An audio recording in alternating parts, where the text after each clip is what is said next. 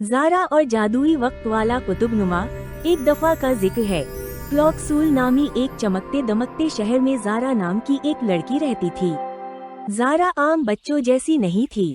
इसे गड़ियों या खेलों से नहीं बल्कि मशीनों, गियर्स और एडवेंचर से बहुत मोहब्बत थी।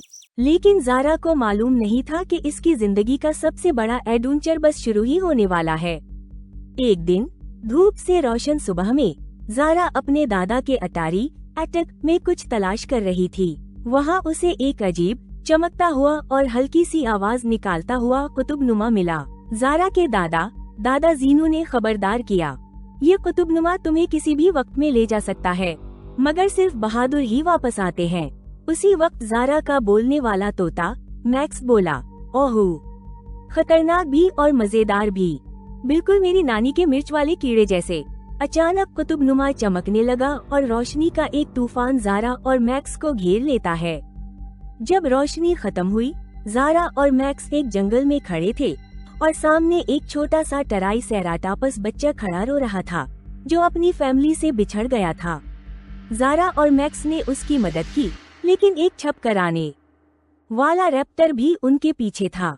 ज़ारा ने अपनी जहानत से काम लिया और अपने बैग से केले फेंकने वाली मशीन निकालकर रैप्टर को भगा दिया। फिर एक आतिशफिशा वोल्केनो की गार में इन्हें एक खास निशान मिला। कुतुबनुमा फिर से चमकने लगा और अगले वक्त की तरफ ले जाने लगा। ज़ारा एक अजीब दुनिया में थी, जहाँ सब कुछ हवा में तीर रहा था, बादलों के पल, बलबलों के घर। वहाँ की मलका, आसमानी मलका, वक्त के साए, टाइम शैडो के जादू से एक ही लम्हे में फुंसी हुई थी। ज़ारा को मलका को बचाने के लिए एक पहेली हल करनी थी। मैं टिक करती हूँ मगर टॉक नहीं, मैं चलती हूँ मगर टांगे नहीं रखती, मैं क्या हूँ? नाज़रीन के लिए वक्फा। जवाब वक्त। ज़ारा और मैक्स ने पहेली हल की, घड़ी के फूल ठीक किए और वक्त को दोबारा बहने दिया।